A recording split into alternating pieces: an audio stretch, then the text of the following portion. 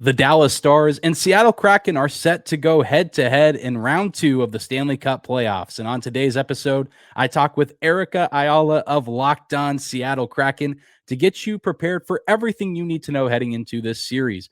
We'll talk about the key storylines, the players to keep an eye out for, and so much more. It's all coming your way on today's episode of Locked On Stars. Your Locked On Stars, your daily podcast on the Dallas Stars. Part of the Locked On Podcast Network. Your team every day.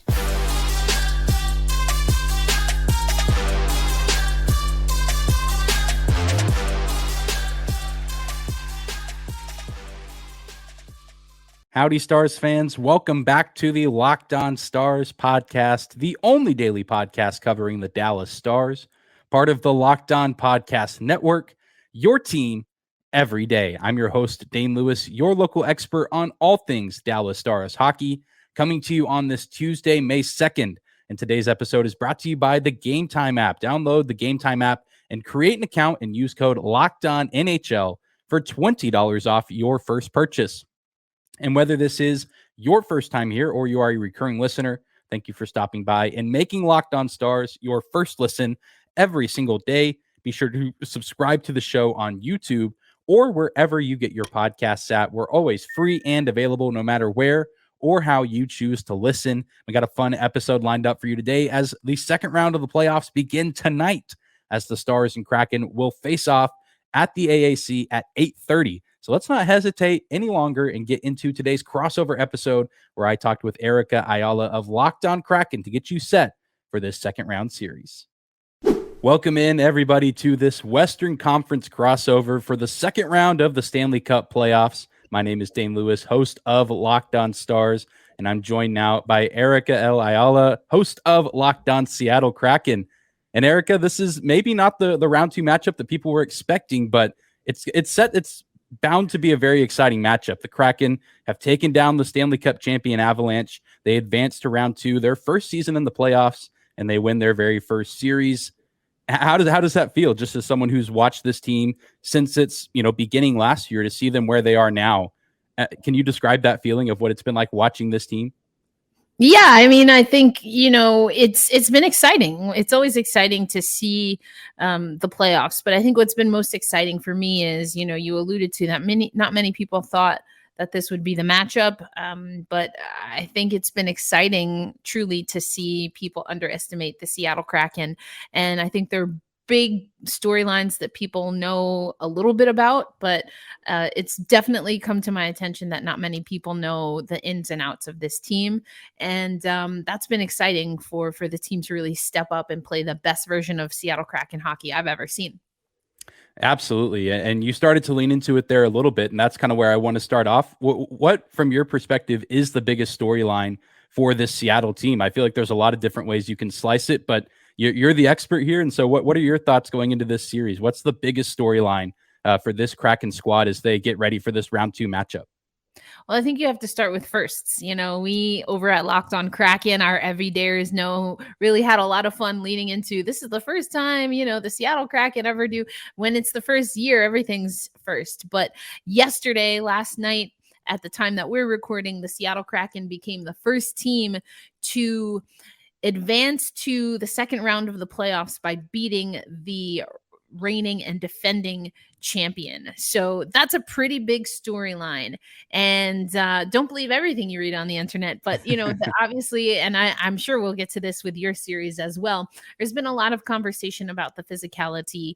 And from my vantage point, an underwritten storyline is really how Seattle found a way to play a physical game without it being over the top. Now, unfortunately, we did have 2 players get injured, Jared McCann and Colangelo, from Colorado. Pretty bad hits, both of them, if we're being honest. But putting it outside of those 2, I think that Seattle is a blue collar team that I had questions on whether, if someone wanted to, as I say, play bully ball hockey with us, would we be able to endure it? And earlier in the regular season, this year in particular, the answer for me at least has been no. But Seattle found a way to evolve their game or maybe level up their game so that they were putting on more hits than the other teams. Or in this case, Colorado, than the other team. And for me, although I don't, especially coming from the women's hockey game, I don't put too much stock into hits, but in our round one series, I think the physicality and seeing how Seattle weren't going to just be tossed around like a rag doll, that was a pretty big storyline for me.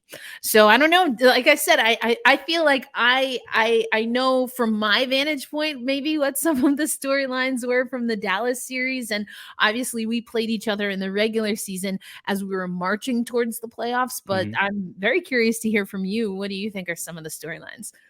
Yeah, I think there's some similarities here with both of our teams. The Stars also had their share of, physical encounters. They lose Joe Pavelski in the first game of their series against Minnesota, a pretty questionable hit from Matt Dumba low in the offensive zone. And, Pavelski goes into concussion protocol and hasn't been back since, but he's been skating. He traveled with the team for game 6 when they went back to St. Paul to close out that series.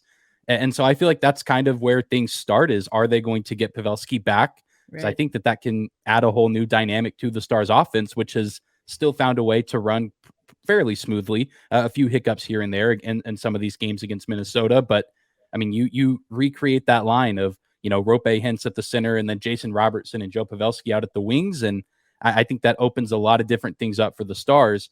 And also coming off of that, and I think you kind of touched on this too, is how is this series going to play out from that physical standpoint? Because I feel like both teams are coming from, Dallas and Seattle are coming from series where it was such a grinded out, shift by shift. Guys are, really going after it along the boards, battling for the puck. And I mean, we see several different players get injured, and I'm sure there's a lot more that's happened that we're not even aware of that guys are fighting through. And now it's, two teams, Dallas and Seattle, that aren't necessarily known for that bruising style of hockey, although both of them do have guys that can lay some hits. But I think it's going to line up to be a different series. And it's going to be these teams finding different ways to beat each other. That doesn't necessarily come down to who can hit the hardest or who can, hit the most guys along the boards or leave the team that they're going up against the most bruised and beaten. I think it's going to come down to more skill and puck possession, zone entries, and who can, win those battles and who can win the battles up around the crease. And of course, goaltending, which I'm sure we'll talk about a little bit later on. But I really do think that's kind of where it starts for the Stars is, can they win a series in a different fashion? Because I think this is going to be a little bit more of a different type of series for both of these teams, just in how they're going to have to find ways to get wins. And I think that makes it interesting. And that's kind of the game within the game of, these coaches and the players. It's a mental chess match of, finding the ways to exploit the opponent or finding what your strengths are and using those to your advantage. Yeah, and you said it right there. It's going to be a chess match. And again, some of the, I think that there were some bad hits from both teams in our round one. And putting that to the side, I really did like how Seattle played.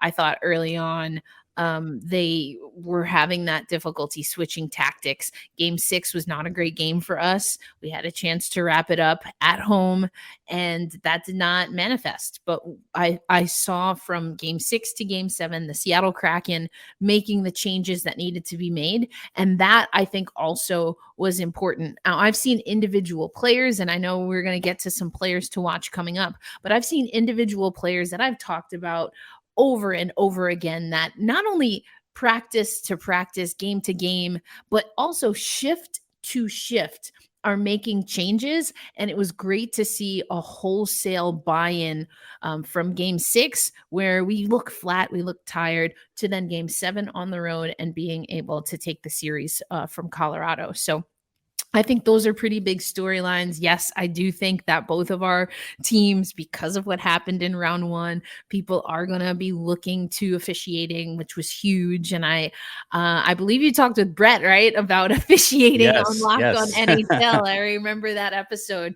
And I do think, if I'm being honest, that's going to be another storyline, because I'll be very honest with Stars fans. The Seattle Kraken, we had an injured player, Jared McCann. It was a very weird call that wasn't called on the ice. On review, got a 5-minute, then that was reduced. And then eventually there was a hearing and a suspension. And then Eberle puts on a hit that we absolutely know at all levels of hockey, they were trying to work out of the game. There's no ifs, ands, or buts about that. Mm-hmm. There was no 5-minute called in the game, no hearing, no suspension. And so that could change the game and the series massively if Eberle ends up suspended. So, I wish it wasn't the case, but if round one is any indication, I think that both of our teams are probably going to have to just keep an eye out for that. Yeah, absolutely. It's an unfortunate truth that officiating is probably going to rear its head once, if not multiple times in this series, and have a pretty big impact on the outcome of a game or even the series as a whole. But I mean, that's again just an unfortunate part of the world that we live in the state of the NHL as of right now. But we try to keep it focused on the players as much as we can. And you said it just a second ago. We're going to talk about some of the key players to keep an eye on in this series. But first, we're going to take a minute and say thank you to one of the sponsors of today's crossover episode, and that is our friends over at Gametime. Buying tickets to your favorite events shouldn't be stressful.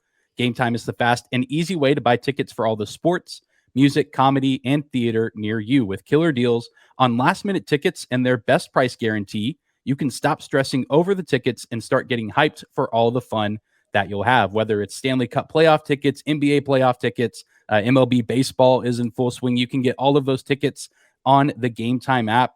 You can get images of your seat before you buy, so you know exactly where you can expect to sit before you arrive. Buy tickets in a matter of seconds with 2 taps, and you are set. Just download the Gametime app, create an account, and use code LOCKEDONNHL for $20 off your first purchase. Terms apply. Again, create an account and redeem code LOCKEDONNHL for $20 off. Download Gametime today. Last minute tickets, lowest price guaranteed. All right, moving on this crossover episode, Western Conference, round 2 of the Stanley Cup Playoffs, Locked On Stars and Locked On Kraken. Here to dive in now to some of the key players to keep an eye out for. And this is a Kraken team that it just has still that interesting cast of characters of a lot of guys from the expansion draft and a few players that just regularly drafted to the team back when they were started up. But plenty of playoff experience on this roster. But Erica, who are some of the biggest names to keep an eye out for as this series goes underway? Coming out of round 1, there are 2 names that I think are pretty obvious, and that's Philipp Grubauer. And I know you mentioned Dane in passing goaltending, and that was a question mark. It was maybe it was a question mark, but also a little bit of an X factor when I had our, as I like to say, squad cast. So the everydayers listening know that I did a squad cast earlier ahead of round 1. And what Chris and I were talking about was that Philipp Grubauer obviously has a lot of potential to steal games. He just hasn't done that with Seattle consistently.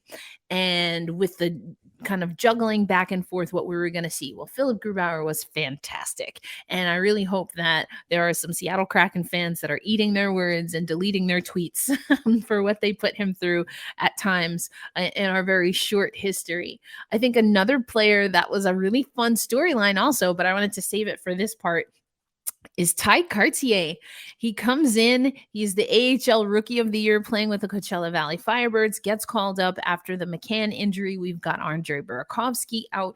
We've had players, it's that time of year. Everyone's got some injuries. And like you said, maybe some nagging injuries that we don't even know about that people are working through. But Ty Cartier coming up big, scored a goal in a really important game for us in Game 5 the other night.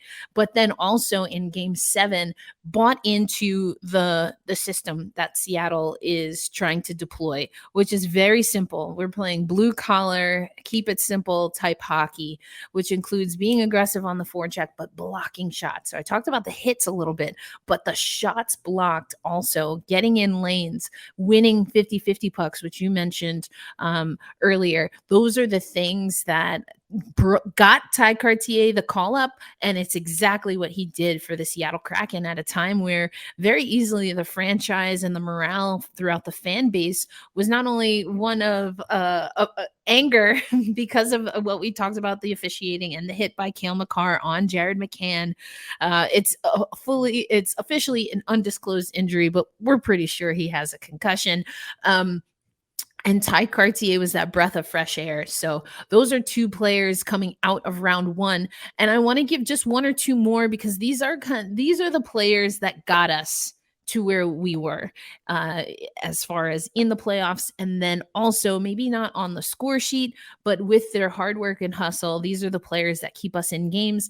And for me, that's definitely been Yanni Gourde, Eeli Tolvanen, and Matty Beniers. Those are our workhorses. Those are the guys that, they can do everything. They're the Swiss Army knives, and their consistency is unmatched on our team. And that's really what we need. With Yanni, is usually his energy and his leadership. He's a scrappy guy. And if he feels that the team needs energy coming in that way, then he'll give it. Matty Beniers, just such high IQ. He's got great hockey vision, sees the ice well. And so he's the right place, right time kind of guy. And Eeli Tolvanen has really bought into the defensive side of things that the Seattle Kraken, again, are trying to deploy, but he's also lethal and has helped boon our power play. So those are some players there. I always do this. I know we're supposed to ping pong back and forth, but I just get so excited, and I said this in our first squad cast. It's hard sometimes also for me to separate the Seattle Kraken players because we are a by committee team. We had multiple goal scorers, and that's how we were able to edge out Colorado. That was a big difference if you're looking at stats. It was their first line versus all four of our lines and Ty Cartier, who had to come in, as I mentioned, in the middle of the series. So that's a little bit of what we've got for Seattle. But I know that, again, we are familiar enough foes coming into the playoffs right out of the regular season. Had some interesting, I think, performances between the two of us. But haven't seen you, obviously, in the postseason. So, Dane, who are some players that we should keep an eye on, or that you are definitely keeping an eye on when it comes to how you want this team to perform in round two? Yeah, there's a lot that I can go through, and I'm on the same page. Once I get talking about this team and the players and how hard they fight, it's hard to stop. So right. I'm definitely right there with you, especially with how they've performed in the postseason. But I'll start off in goal as well. You talk about Philipp Grubauer. Jake Oettinger is also having a pretty great playoff so far, 2.01 goals against average, a 929 save percentage. We all know, last year in the playoffs against Calgary was kind of his coming out party, if you will, his welcome to the NHL party of, this guy is, a young goaltender, but he's shown that the lights can't be too bright. The stage can't be too big. And that's carried over in a pretty demanding series against the Minnesota Wild. He and the defenseman around him, held Kirill Kaprizov to just one goal. Matt Boldy was held in check. I mean, guys in Minnesota who had been lethal all season offensively just had no answer for the glove or the blocker, whatever it was, for Jake Oettinger. Yeah. And so now the question is, can that continue,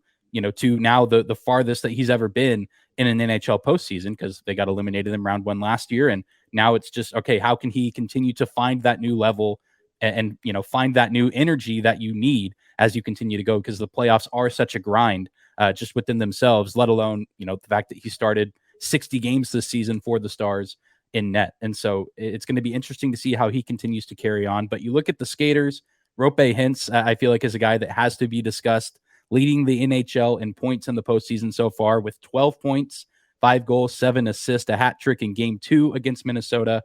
He really stepped up big after, that's game 2, right after Joe Pavelski goes down, and the Stars need that juice, that firepower offensively, and Hintz comes in and provides just that. Jason Robertson, the only Dallas Star in franchise history to score 100 points in a season. He's over a point per game in the playoffs right now. And Tyler Seguin, a guy who's won the Stanley Cup before with the Boston Bruins back in 2011, but hasn't been back since, and really hasn't always been the greatest goal scorer in the postseason, especially in recent memory. He fills in for Pavelski on that top line, and he has a really nice first round where he's 6 points in 6 games. I think he'll finally get relegated back to a second line role.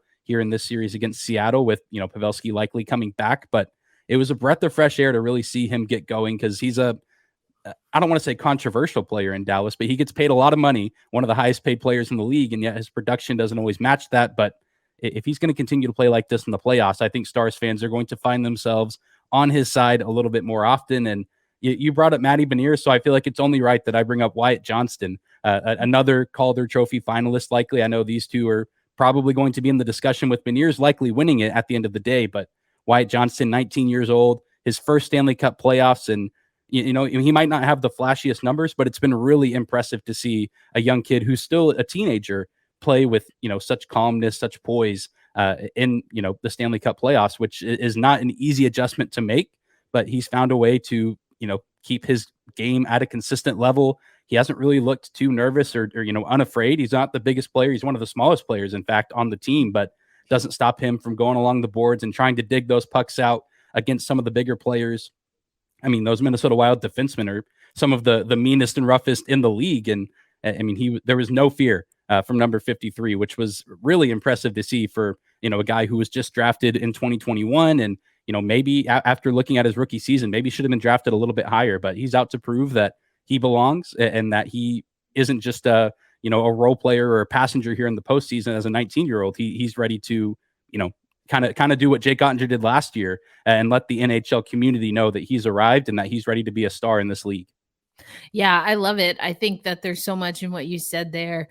Obviously the Calder race is going to be interesting to see, but I think two teams that have players, and obviously we just came through an expansion draft, but I think that have players that are looking to play key roles, and especially those who've come from other clubs that didn't have that opportunity for whatever reason. Sometimes it just doesn't work out. Sometimes you're just not ready to be that guy, right?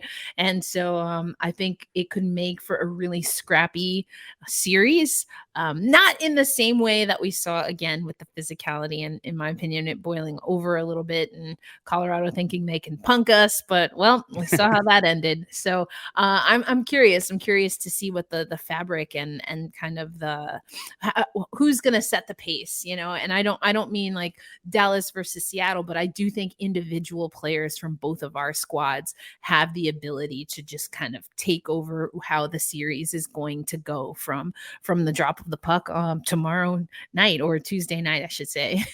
Yeah, absolutely. It's what's so interesting to me is that this is, normally in the playoffs, you come into a series and you can look back on the history and say, oh, these teams don't like each other because of this, this, and this. But Seattle's only existed for 2 seasons now. And a lot of these players have been around for a while, but there's not really a recognized rivalry in the postseason. But I think that's an exciting aspect here. I do agree. I think this will be an intense, scrappy series, but maybe not to the same degree it was in round 1 between these two teams and their respective opponents. But just with, the idea of, you win and you advance to the Western Conference Finals. That's a big deal for both teams for different reasons. And so I think there's the potential that we could see, some sort of new NHL rivalry get created here in this playoffs if this series ends up, going the distance or if it's a back and forth affair. So it's going to be really interesting to see how that plays out. And we'll give our final thoughts and who we think is going to win this series and the X factors and everything else that you, the listener, needs to know before this series gets going on Tuesday night in Dallas.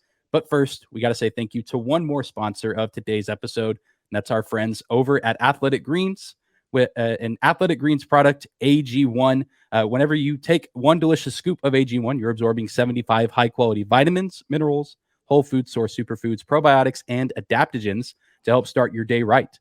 This special blend of ingredients supports your gut health, nervous system, immune system, energy, recovery, focus, and aging.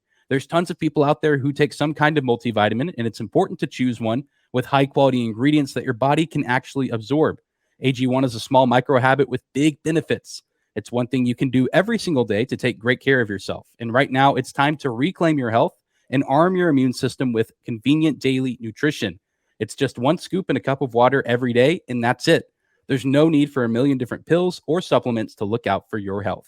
And to make it easy, Athletic Greens is going to give you a free 1-year supply of immune-supporting vitamin D and 5 free travel packs with your first purchase. All you have to do is visit athleticgreens.com/NHL Network. Again, that's athleticgreens.com NFL Network to take ownership over your health and pick up the ultimate daily nutritional insurance.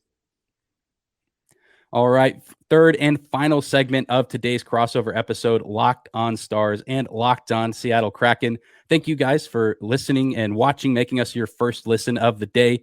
Appreciate all the everydayers out there, both cheering for the Dallas Stars and cheering for the Seattle Kraken as we get ready to go here on Tuesday, the game one of this series in Dallas at the American Airlines Center. And a lot has been said about this series already. But Erica, if you're looking at this series and you look at this Seattle team, what if Seattle is to win this series and advance to the Western Conference Finals? Why do you think that is? Is there an X factor player? Is it something that the coaching staff does? From your perspective, what would be that reason? Well, I think, again, everything that Seattle has been doing, especially in this season where we saw year over year such an improvement, has been because we are doing things by committee, or that being that, again, it's not just one person, although Jared McCann, he was our leading scorer at the time, but that's because our initial leading scorer, Andre Burakovsky, has also been out with injury. So I think it's really going to be sticking to that Kraken style hockey. And that includes a strong forecheck. That includes really playing defense by committee, particularly in all three zones. But there's a few stats that I think stand out.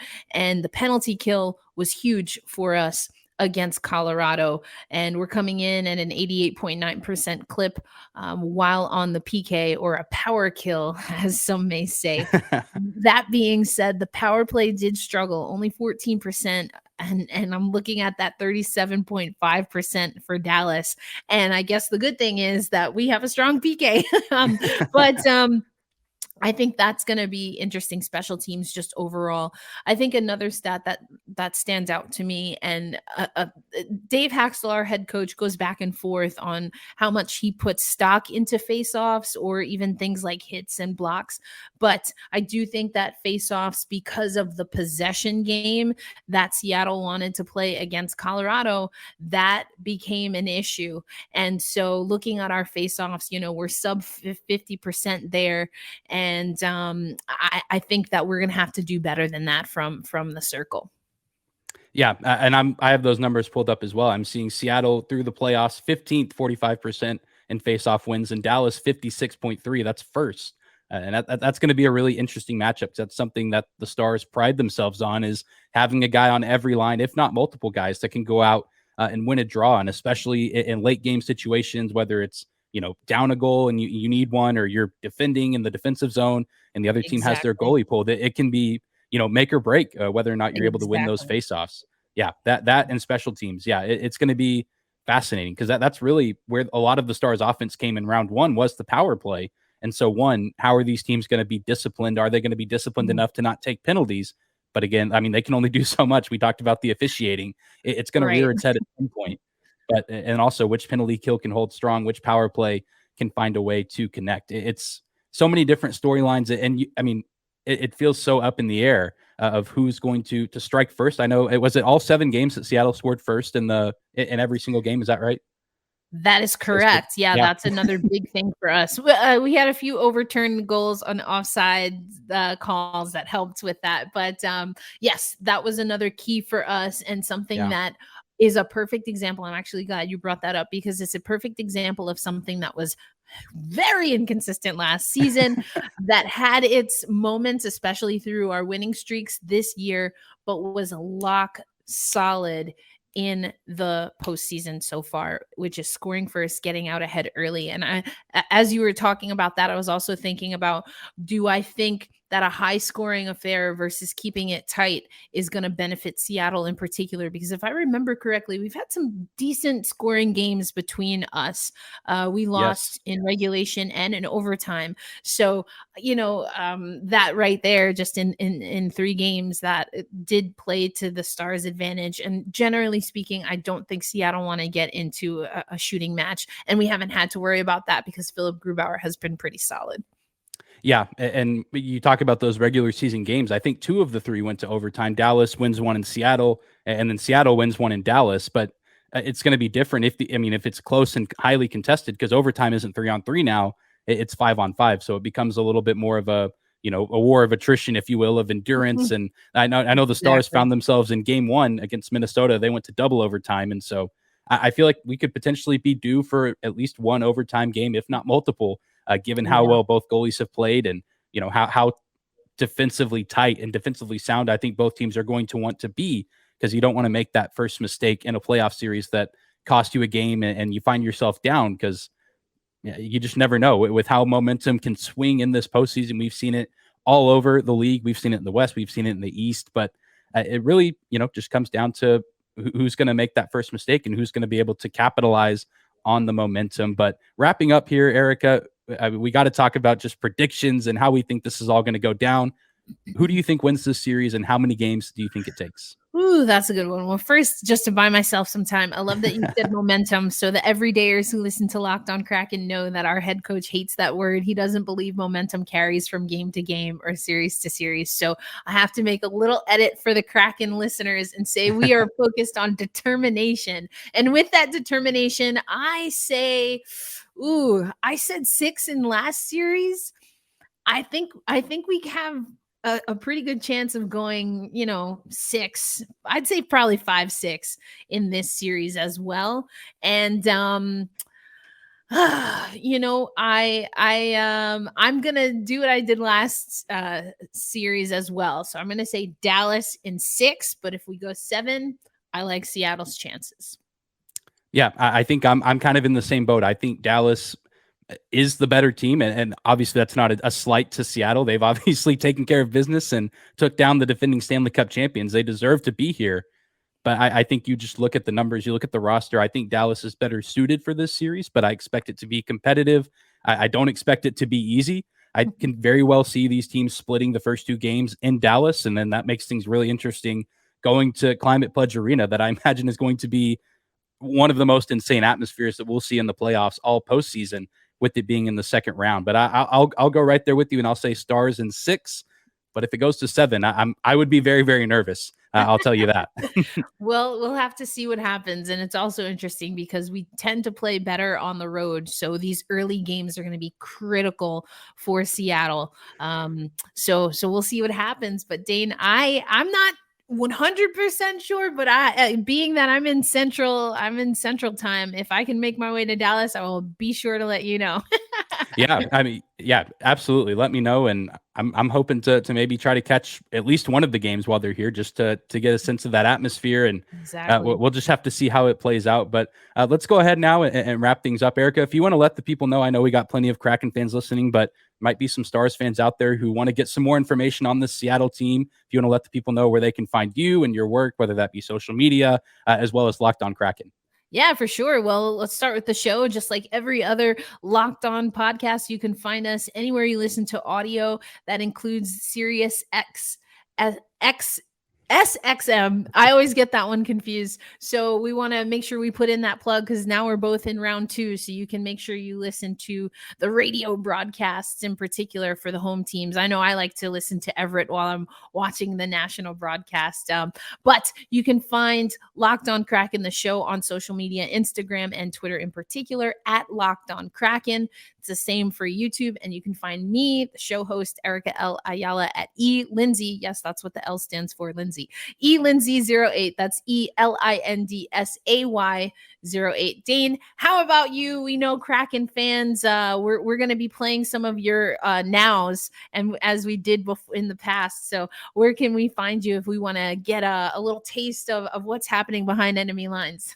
Yeah, absolutely. You can find Locked On Stars anywhere that you get your podcast.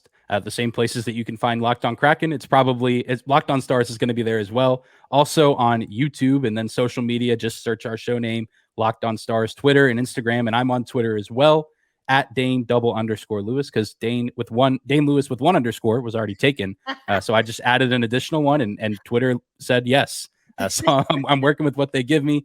But yeah, if you want any insight there from someone who watches every second of Stars hockey and the occasional meme to cope with the loss, possibly that's what you'll get. So I'm excited to see how this series transpires, especially amongst these fan bases I'm sure there will only be nothing but positive and kind things said between both fan bases. That's how it was with the Stars and Wild. No mean words said whatsoever.